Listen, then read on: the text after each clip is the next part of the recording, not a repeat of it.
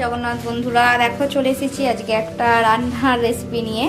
আজকে বানাবো হচ্ছে যে কড়াইশুঁটির কচুরি বা পরোটা। আর আমি দেখো আজকে একটু অন্যরকম করে বানাবো।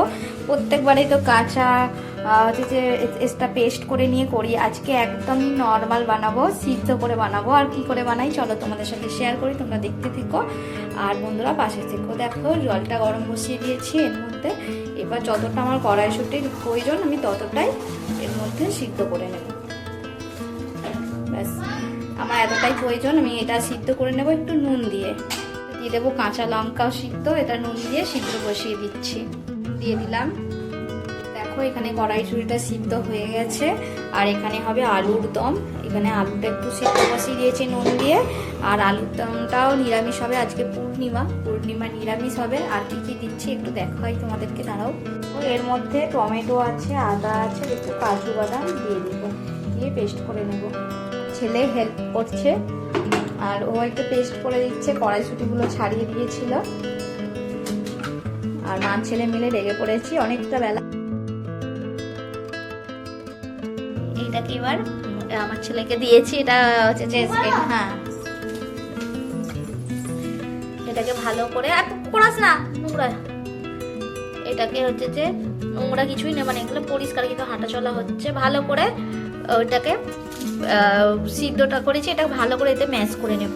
এখানে একটুখানি মৌরিকে ভেজে গুঁড়ো করে নেব। মৌরিটা ভেজে নিয়েছিলাম, মৌরিটা গুঁড়ো করতে আমি এখানে এটা ওতে করে আমার ছেলে পারছিল না, ওকে গ্লাস দিয়েছিলাম, ও গ্লাসে করেও পাচ্ছিল না, তাই এটা আমি ভালো করে ম্যাশ করে নেব। এই যে দেখো এর মধ্যে দিয়ে দেবো অল্প করে সর্ষের তেল, আমার ছেলে খাওয়া বারণ, তাই জন্য আমি তেল কমিয়ে দেবো। মধ্যে একটু কালো জিরে দিয়ে দিচ্ছি, দিয়ে দিচ্ছি হিং, একটু নুন দিয়ে দিচ্ছি যাতে আদাটা দেবো যাতে না ছিটকায়। দিয়ে দিচ্ছি এই যে আদা বাটা, এটা শুধু আদা বাটা আছে। আদাটা একটুখানি ভেজে ভেজে মতো নেবো, নিয়ে এর মধ্যে কড়াইশুঁটির পুরটা দিয়ে দেবো। দেখো সিদ্ধ করে নিয়েছি, এটা এমনি শুকনো শুকনো হয়েছে, একে বেশিক্ষণ কষাতে পড়বে না।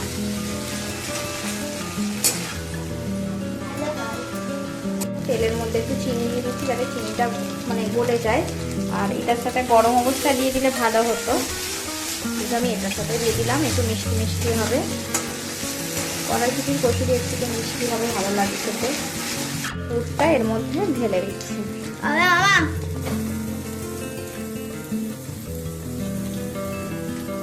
এই যে এবার এটা ভালো করে নেড়ে নেব, আওয়াজ করিস না। ভালো করে এটাকে আর একটু শুকনো শুকনো মতো করে নেব, নিয়ে ওর মধ্যে আমি একটু মৌরি গুঁড়ো করে রেখেছি, মৌরি গুঁড়োটা দিয়ে দেবো। এখন গ্যাসের ফ্লেমটা একদম কমিয়ে নিয়ে একে ভালো করে একটু শুকনো শুকনো করে নাড়িয়ে নেব।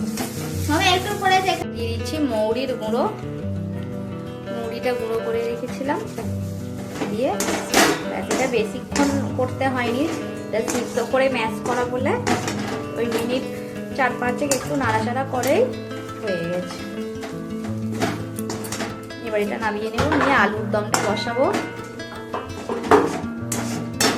পুরটা এখানে রেডি, এবার আলুর দম বানাবো। আর আলুর দমটা কিভাবে বানাই অবশ্যই তোমাদের সাথে শেয়ার করছি, চলো তোমরা দেখো।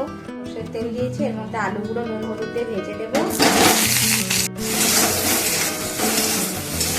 জিরে দিচ্ছি, দিচ্ছি যাতে না ছিটকায় তেল। ক্যাপসিকাম,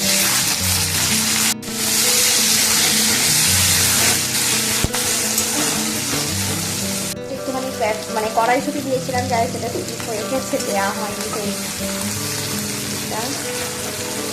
দিয়ে ভেজে নিচ্ছি।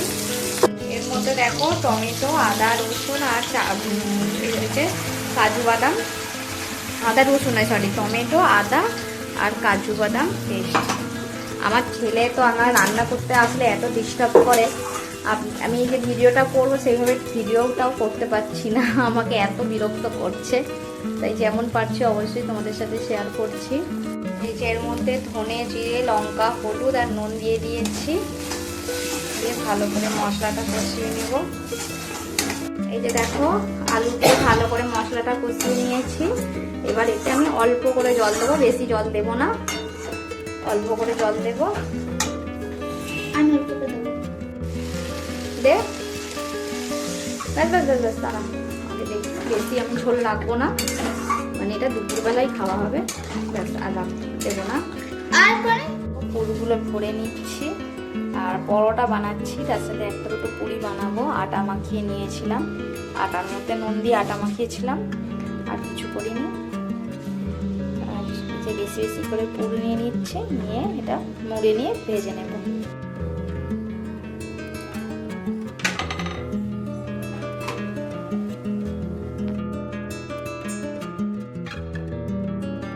এই যে দেখো পরোটাগুলো একটু তেল, আমি এইটা একটু তেল দিয়ে দিয়েই ভাজছি, আর আগে আমার ছেলেকে বানিয়ে দিয়ে দিয়েছি, তারগুলো তেল দিইনি।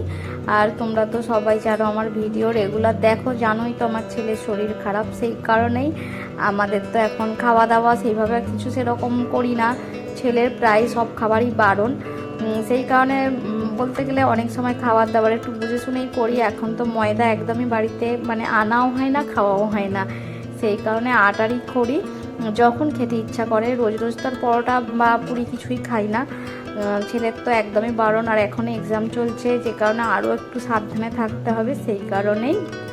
আর আমি দেখো এর কটা পুরি বানিয়েছিলাম, 4-5টার মতো হয়েছিল। আর দেখো আমি অল্প করে তেল দিয়েছিলাম, দিয়ে পুরিগুলো ভেজে নিচ্ছিলাম, দেখবো মানে কোন টেস্টটা বেশি, মানে কোন মানে পুরিটা না পরোটাটা কোনটার বেশি টেস্ট লাগে, সেই কারণে ভাজছিলাম। আর ভালোই লাগছিল, দুটোই ভালো হয়েছিল, আর দুটোই একই তো পুর, আর আলাদা তো কিছু নয়, সেই কারণে কিছু বুঝতে পারিনি আলাদা। আর আমার রেসিপিটা কেমন লাগলো বন্ধুরা অবশ্যই কমেন্টে জানাতে ভুলো না। ভিডিওটা ভালো লাগলে লাইক কমেন্ট করে অবশ্যই আমার পাশে থেকো বন্ধুরা, আর আমার ভুল ত্রুটি অবশ্যই তোমরা আমাকে কমেন্টে জানিও, আর নিশ্চয়ই আগামী দিনে আরও ভালো ভিডিও তোমাদের সামনে নিয়ে আসতে পারি। আর আজকের মতো আমি আসি বন্ধুরা, তোমরা সকলে ভালো থেকো, টাটা বাই বাই। আর দেখো ভিতরটা কীরকমভাবে পুরটা হয়ে আছে, পুরো ভরপুর একদম। আর চলো আজকের মতো টাটা বাই বাই, জয় জগন্নাথ।